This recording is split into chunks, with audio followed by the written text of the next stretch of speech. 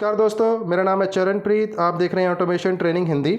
आज इस वीडियो के अंदर हम बात करेंगे स्टेपर मोटर के बारे में। आपको दिखाई दे रहा होगा मेरे पास एक ये स्टेपर ड्राइव है और एक ये स्टेपर मोटर है। ये जो स्टेपर मोटर होती है ये नॉर्मल इंडक्शन मोटर से अलग रहती है। तो आज हम बात करेंगे स्टेपर मोटर की प्रोग्रामिंग के बारे में और इसके यूज़ के बारे में कि कहाँ पे स्टेपर मोटर का यूज़ किया जाता है, कैसे इसको प्रोग्राम किया जाता है और कैसे इसको लगाया जाता है। देखिए, जो स्टेपर मोटर होती है इसका बेसिकली हम इस्तेमाल करते हैं पोजीशन कंट्रोल करने के लिए। मान लीजिए मेरे को कहीं पर ऐसी एप्लीकेशन है कि मेरे को एंगल को कंट्रोल करना है, मेरे को 90 डिग्री रोटेट करना है, 120 डिग्री रोटेट करना है, 360 रोटेट करना है, मतलब कि एक फिक्स मेरे को अमाउंट चाहिए रोटेशन का।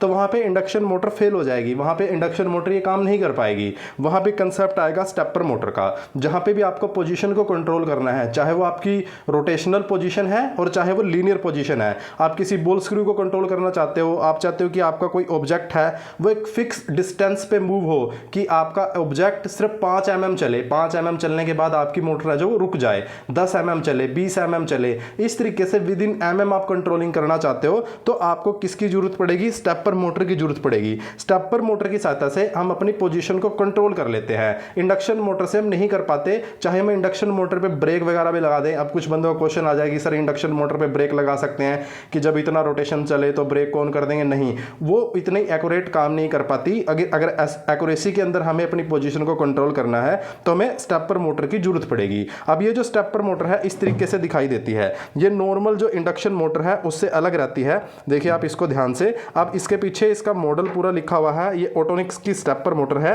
5 फेस स्टेपिंग मोटर है ये। इसमें इसका स्टेप एंगल 0.72 डिग्री इसमें स्टेप एंगल दिया गया है, करंट दिया गया है और इसकी वोल्टेज दी गई है। तो ये सारा कुछ डिटेल इसके ऊपर दिया गया है। इस मोटर को चलाने के लिए हमारे पास ये स्टेपर की ही ड्राइव है, ये ऑटोनिक्स की ही ड्राइव है जो इस स्टेपर मोटर को चलेगी। ये इसका मॉडल है, मॉडल MD5HF14 करके इसका ये जो है मॉडल है। अब ये जो स्टेपर मोटर है, पहले तो इसको क्लियर करते हैं कि ये चलती कैसे है। जैसे जो नॉर्मल इंडक्शन मोटर है वो हम कॉन्टैक्टर की सहायता से चला सकते हैं, या फिर जैसे ये VFD लगी हुई है VFD की सहायता से चला सकते हैं, या फिर कोई 3 फेस का कॉन्टैक्टर मेरे पास है, 3 फेस कॉन्टैक्टर की सहायता से मैं इंडक्शन मोटर को चला सकता हूँ। तो क्या ये जो स्टेपर मोटर है इसको भी मैं इस कॉन्टैक्टर की सहायता से चला सकता हूँ या किसी रिले की सहायता से मैं चला सकता हूँ? नहीं, ये जो स्टेपर मोटर है ये किसी कॉन्टैक्टर की सहायता से और किसी रिले की सहायता से नहीं चल सकती। अगर आपको स्टेपर मोटर को चलाना है तो आपको स्टेपर ड्राइव की जरूरत पड़ेगी। आपको किसकी जरूरत पड़ेगी? एक स्टेपर ड्राइव की जरूरत पड़ेगी। स्टेपर मोटर को चलाने के लिए एक स्टेपर ड्राइव चाहिएगी। इस ड्राइव की सहायता से इस मोटर को चलाया जा सकता है। अब ये जो ड्राइव है इसके ऊपर आपको यहाँ पे अलग अलग टर्मिनल कनेक्ट करते हुए दिखाई देंगे। यहाँ पे जो दे रखा है इसने ये मोटर के लिए है। ये जो मोटर है इसमें यहाँ पे कनेक्टर दिया गया है, एक इस तरीके से कनेक्टर आते हैं। ये 5 वायर लगी हुई हैं, तो ये कनेक्टर यहाँ पे एज इट इज़ ऐसे लग जाएगा। और इसने कलर भी लिखा हुआ है कि इस कनेक्टर के अंदर जो वायर लगानी है उसका नीचे देखिए वायरों का यहाँ पे कलर भी लिखा गया है, blue, red, orange, green, black. आपको उसी के अकॉर्डिंग यहाँ पे अपनी जो वायरें हैं उनको कनेक्ट कर लेना है और इस कनेक्टर को कनेक्ट कर देना है। ये कनेक्टर ऐसे कनेक्ट होगा यहाँ पे, ठीक है जी। इस कनेक्टर को आपको यहाँ पे ऐसे कनेक्ट कर दोगे आप तो ऊपर ब्लू और लास्ट में ब्लैक आ गया आपका। ये आपकी मोटर की वायरिंग हो गई। आपकी जो मोटर है वो स्टेपर ड्राइव के साथ कनेक्ट हो चुकी है। अब यहाँ पे जो लाइन और न्यूट्रल और जो ये अर्थ दिखाई दे रखा है, यहाँ पे इसकी मेन इनपुट वोल्टेज आएगी। यहाँ पे आप 100 से 220 वोल्ट AC, ये AC ड्राइव है। AC ड्राइव मतलब AC इनपुट की वोल्टेज की ड्राइव है। इसमें आप AC वोल्टेज दोगे इनपुट में, ठीक है। तो यहाँ पे आप लाइन और न्यूट्रल दोगे तो ये जो VFD है इसके अंदर यहाँ पे जो पावर है ये इंडिकेटर ग्लो कर जाएगा इसका, जिससे आपको पता चल जाएगा कि इस ड्राइव के अंदर पावर आ चुकी है।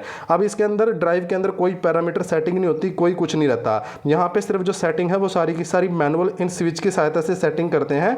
और यहाँ पे हम इसको रोटेशन कि किस डायरेक्शन में रोटेट करना है और कितनी पोजीशन पर रोटेट करना है वो सारी वायरिंग हम यहाँ पे करते हैं। तो इसकी जो कंट्रोल की वायरिंग है वो इस टर्मिनल पे होती है। ये CW CCW होल्ड ऑफ, ये DIVCL 0 आउट, ये जो है इसकी कंट्रोलिंग की वायर है। ये जो ड्राइव है यहाँ से ये कंट्रोल होगी। तो आपको इस स्टेपर मोटर को चलाने के लिए इस स्टेपर ड्राइव को इस मोटर के साथ कनेक्ट करना पड़ेगा, इसको पावर देनी पड़ेगी। और ये जो कंट्रोलिंग की वायर है यहाँ पे आपको अपनी कंट्रोलिंग को कनेक्ट करना पड़ेगा इस स्टेपर मोटर, इस स्टेपर ड्राइव के लिए।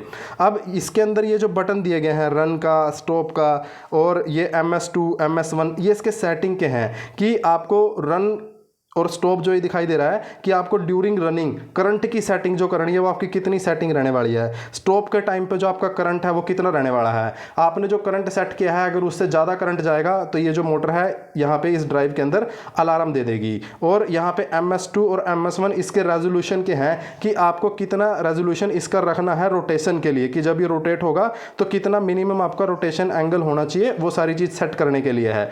और ये जो CCW ये है इसको डायरेक्शन देने के लिए और पोजीशन देने के लिए। अब ये चलेगी कैसे ड्राइव, ये जो ड्राइव है ये एक PLC की सहायता से हम इंडस्ट्री के अंदर ऑपरेट करते हैं। ये PLC किसी भी मेक का हो सकता है, आपका सीमेंस का, मित्सुबिशी का, ओमरोन का, बट आपकी जो भी PLC होगी उसके अंदर आपको हाई स्पीड आउटपुट चाहिए होते हैं, क्योंकि ये जो ड्राइव है वो हाई स्पीड पल्सेस पे ऑपरेट होती है। तो आपकी जो PLC है वो हाई स्पीड आउटपुट को जनरेट करेगी, यहाँ से पल्सेस आएंगी, इस कंट्रोल टर्मिनल के ऊपर वायरिंग होगी, उन पल्स के अकॉर्डिंग ये जो मोटर है आपकी रोटेट करेगी। आपकी स्पीड भी यहीं से डिसाइड होगी, आपकी पोजीशन भी यहीं से डिसाइड होगी और आपकी डायरेक्शन भी यहीं से डिसाइड होगी। तो इसके अंदर कोई पैरामीटर नहीं होता स्टेपर ड्राइव के अंदर। जो भी आपका स्पीड का, डायरेक्शन का या जितने भी जो भी आपका रेफरेंस आता है वो सारे का सारा PLC से आता है। यहाँ पे सिर्फ आपकी एक पल्स पे आपको कितनी रोटेशन रोटेट करनी है वो चीज़ सेट करते हो, करंट को सेट करते हो, और ये जो सिग्नल हैं होल्ड डिवीजन वाले इनको सेट करते हो, और यहाँ पे कुछ भी सेटिंग नहीं होती। अब नॉर्मली जो स्टेपर मोटर होती है, जब आप स्टेपर मोटर को ऐसे हाथ से घुमाते हो तो आपकी स्टेपर मोटर रोटेट हो जाएगी अगर ये पावर अप नहीं है। अगर आप इस स्टेपर मोटर को इस ड्राइव पे कनेक्ट कर दोगे और इस ड्राइव को आप पावर अप कर दोगे और उसके बाद अगर आप इसको घुमाने की कोशिश करोगे तो नहीं घूमेगा, ये लॉक हो जाएगा, ये एनर्जाइज हो जाएगी, ये यहाँ से इसको कमांड मिल जाएगा। फिर ये तभी घूमेगा जब आप PLC से इसको कमांड दोगे कि आपको कितनी पोजीशन पे चलना है, उसके बाद ही ये रोटेट करेगा। तो यहाँ पे इस स्टेपर मोटर को, जो स्टेपर ड्राइव आती हैं चलाने के लिए, आप दो तरीके से इन स्टेपर ड्राइव को कंट्रोल कर सकते हो। या तो ये जो स्टेपर ड्राइव है आपकी पल्स बेस पे चलती हैं, जैसे ये जो PLC है इससे पल्स जनरेट होगी।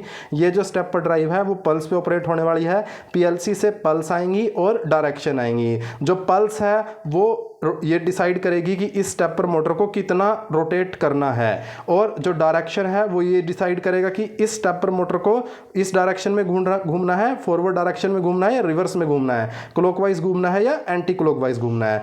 तो दो चीज़ की कंट्रोलिंग ये PLC के सहायता से आएगी, प्लस जो स्पीड है वो भी आपका PLC से ही आएगा कि आपको इसको कितनी स्पीड पे घुमाना है, वो चीज़ की सेटिंग भी कहाँ से आएगी, PLC से ही आएगी।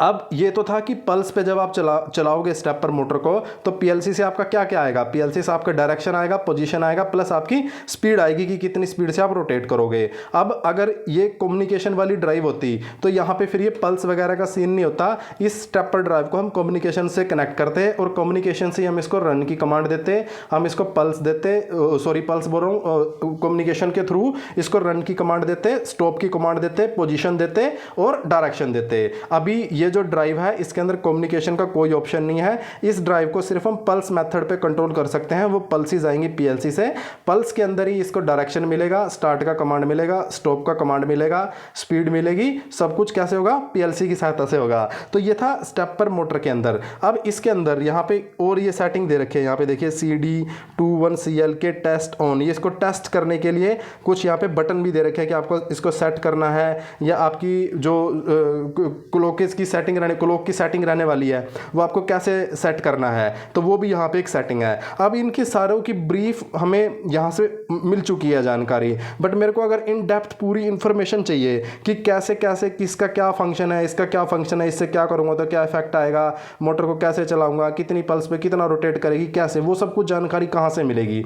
तो वो जानकारी हमें मिलेगी ये जो ड्राइव है इसकी मैनुअल से। हम इसका मैनुअल डाउनलोड करेंगे नेक्स्ट वीडियो के अंदर। मैं आपको मैनुअल को लेके साथ में और आपको समझाऊंगा कि मैनुअल से कैसे हम चीज़ों को करते हैं और कैसे हम चीज़ों को समझते हैं। तो उस वीडियो के अंदर हम डिस्कस करेंगे कि मैनुअल की सहायता से कैसे आप ये सिग्नल निकालोगे कि ये मेरा क्लॉकवाइज जो है एंटी क्लॉकवाइज डायरेक्शन होगी, और कैसे इसको कंट्रोल किया जाएगा, कैसे इसके अंदर जो ये रन वाला स्टॉप वाला बटन है इसकी करंट की सेटिंग होगी, कैसे जो है इसका वो रेजोल्यूशन की सेटिंग होगी, और ये जो यहाँ पे डिस्क स्विच दिए गए हैं इनका क्या फंक्शन है, अलार्म आने पर अलार्म कैसे रीसेट होगा, कैसे ट्रबल शूटिंग होगी अलार्म की, कहाँ से अलार्म का पता चलेगा। जनरली जो जो चीज़ें जब हम काम करते हैं इंडस्ट्री के अंदर, मशीन में काम करते हैं, वो जो चीज़ें सारी जो फेस करते हैं उसके बारे में 1 by 1 डिस्कस करेंगे।